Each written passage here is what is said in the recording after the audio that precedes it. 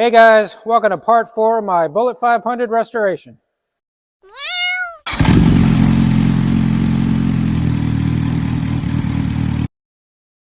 So now I'm going to take off the left side. So I'm going to remove the primary cover, take out the clutch, alternator, and primary chain.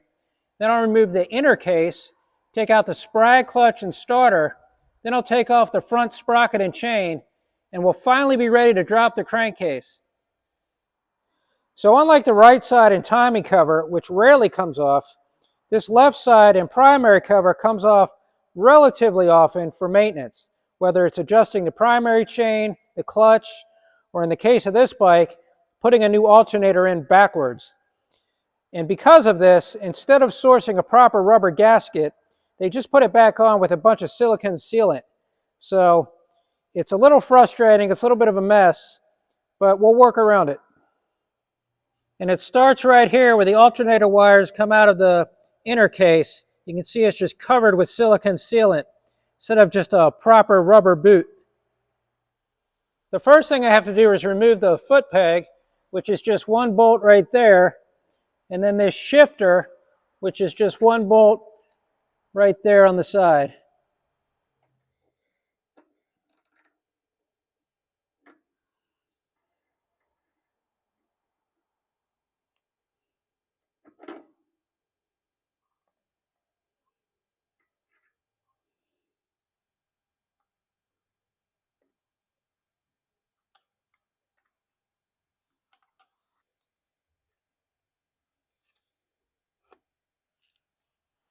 So unlike the other covers on this bike that have bolts that go around it, this entire primary cover is held on by this one bolt in the center. So the primary case has its own oil, but there's no drain plug. So the oil just comes out when you take this whole cover off. So what I've done is I've taken the oil pan, I pushed it as far in as I can, so it's actually resting on the center stand. Then I just wrapped what I could in plastic to keep it as clean as possible. Then I have the foot peg propping it up on this side just to keep it level. But it makes a little bit of a mess, but if you can get an oil pan as close as you can under it, it's usually okay. So you can see 3 bolts on the cover. This top one is just an inspection bolt. You take it off to check the primary chain tension. Then the center one actually holds the cover on. And then this bottom one, it looks like a drain plug, but it's not. It's actually just kind of like a checker. You take it out, and then when you fill this up with oil, when oil starts to drip out of this, you know you have enough in the case. That's the function of that bottom one.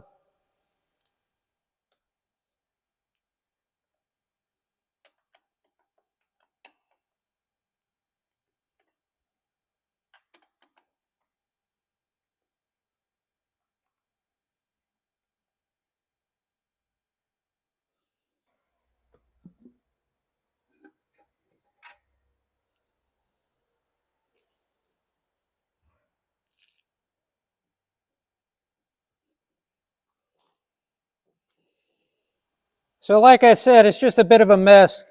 This might not have been the best oil pan for it. So you can see a little bit kind of went behind it, but that's why I got the pads out. But not a big deal. It's pretty simple in here. You have your alternator, your primary chain, and your clutch, and then just your chain tensioner under there. And that's all there is to it. So this is the alternator. It's 2 parts. It's this center magnet that spins, and then you have the outside stator, and that's how it generates electricity. And the reason this is on backwards is this wire should be in the front and then kind of route out of the cover.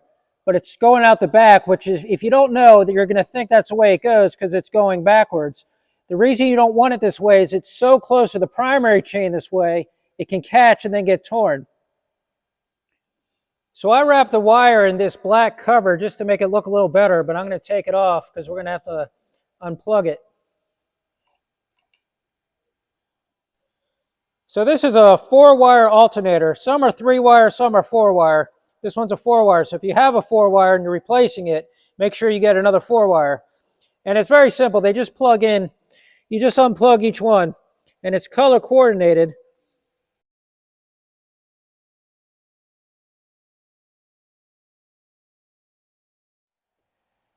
So it's hard to see in here, but you have two purple wires, an orange and a yellow. Then on this alternator, you had an orange and a yellow and then two tans. So the tan ones went to the purple, then your orange and yellow. Because of all this silicone sealant right here, it's going to be very hard to get this wire out, especially with these four ends. So what I'm going to do is I'm replacing this alternator. So I'm just going to cut the wire right here, and I will deal with this later. I know some of you aren't going to like this, but sometimes you just have to sacrifice.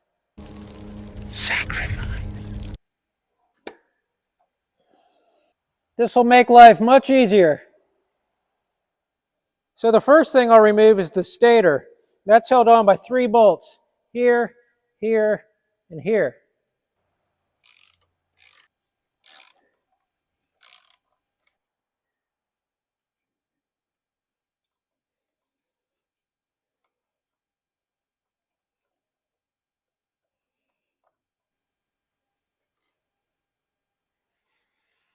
Now, the whole post came out with that one.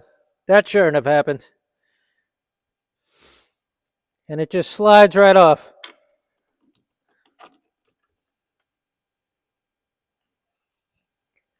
So the bolt holding on the magnetic rotor is on very, very tight.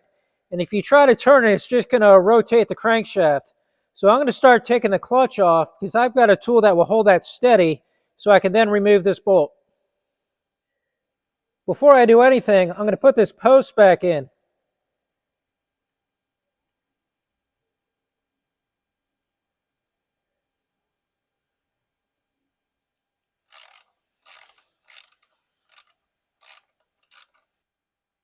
All right, this is stripped, so this post has to be replaced.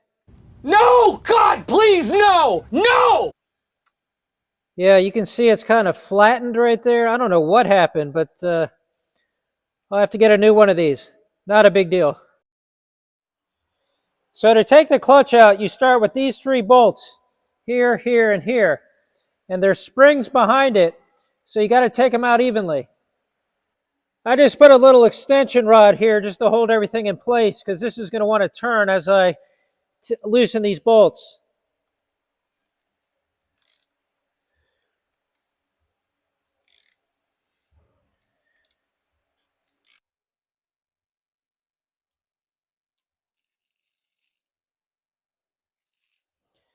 Now you can take out all the clutch plates.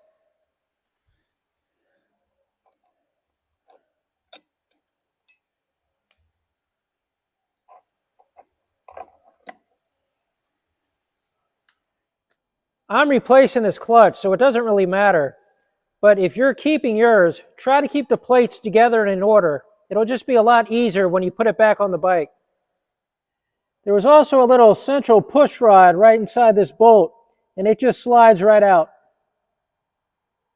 So this is a very simple tool just to hold the clutch in place. And it literally just slides onto the posts. And then this is the post that holds on the foot peg. And what it's going to do is just going to rest against that. So when I try to unbolt this, it's not going anywhere. Okay, I was wrong about one thing. This holding tool is going to keep everything in place so I can get this bolt out. But this one right here will still spin freely. This doesn't stop the whole clutch basket. So I'm just going to take this ratchet extension and just kind of stick it right in here. So this should stop everything from turning so I can get this bolt off as well. And when you have a large and difficult bolt, you need to pull out the big wrench.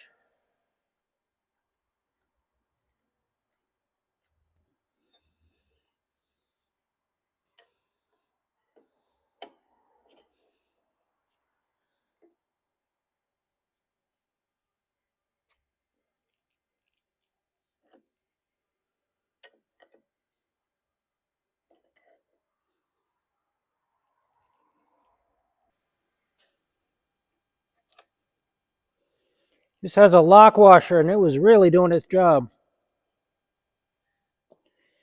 Then the rotor should slide right out. Now for the clutch bolt, and this thing is on so tight I can't loosen it with my ratchet. But this bike doesn't know who it's dealing with, and I am not messing around.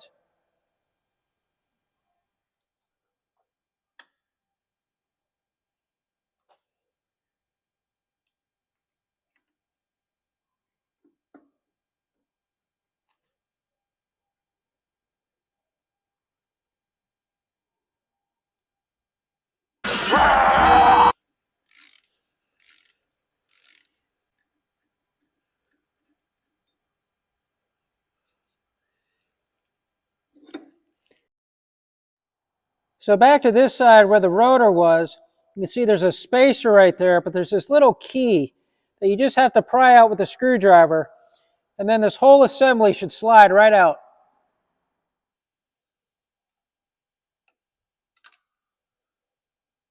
These always go flying, so just don't lose it.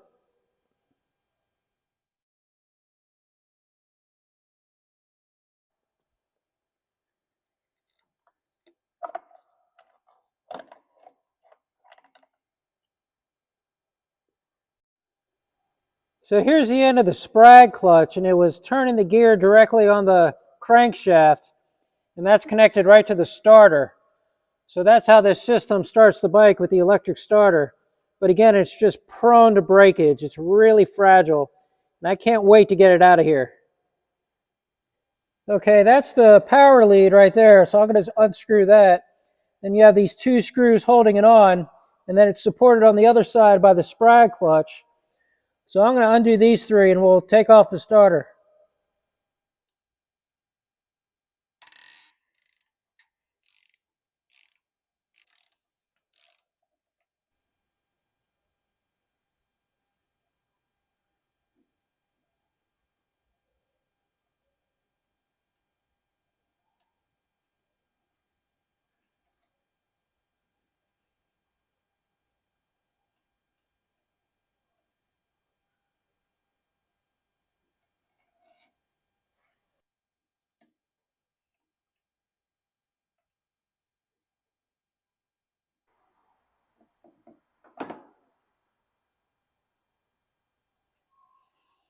All right, we're almost ready to take off the inner case. We just have to take off that bolt there and then three here. 1, 2, and 3. And then this whole thing should slide right off.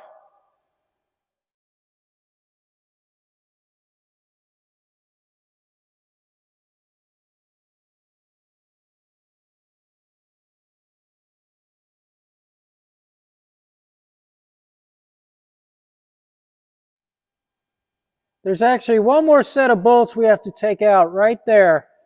That stud actually goes all the way through to the crankcase.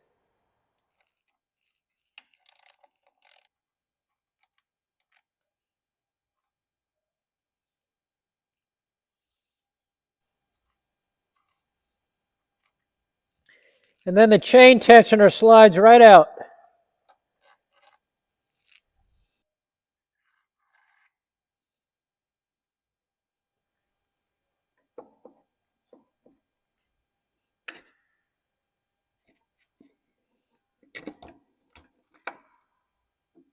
And it slides right out.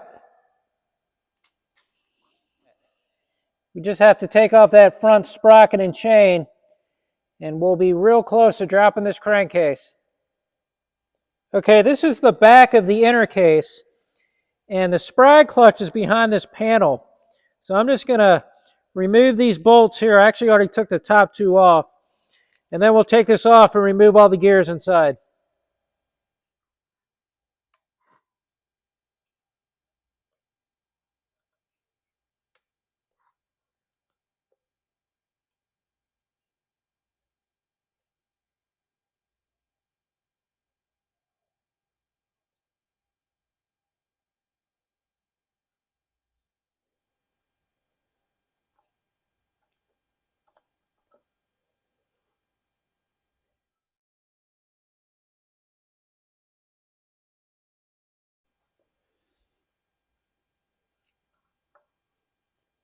Everything should just slide right out.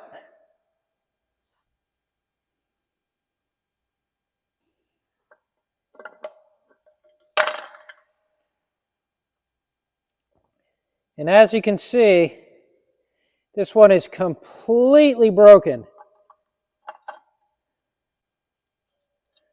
Look at this.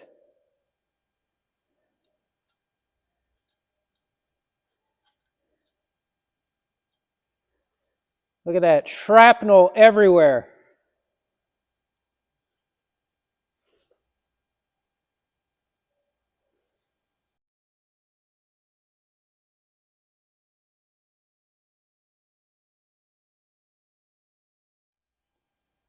I've got to really clean up both the outer and inner primary case as they're full of oil and buildup from 17 years of use.